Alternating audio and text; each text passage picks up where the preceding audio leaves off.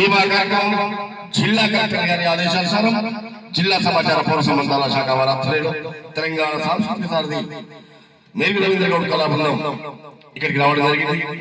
మరి ఇక్కడికి చేసిన ప్రతి ఒక్కరికి కూడా కళాభివందనాలు తెలియజేస్తూ పరిసరాల పరిశుభ్రత, ఆరోగ్య భద్రత, శ్రీనుల వ్యాధులు, మార్గ ద్రవ్యాల నివారణ, రోడ్డు భద్రతపై విస్తృత ప్రచారం జిల్లా వ్యాప్తంగా నిర్వహించడం జరుగుతుంది.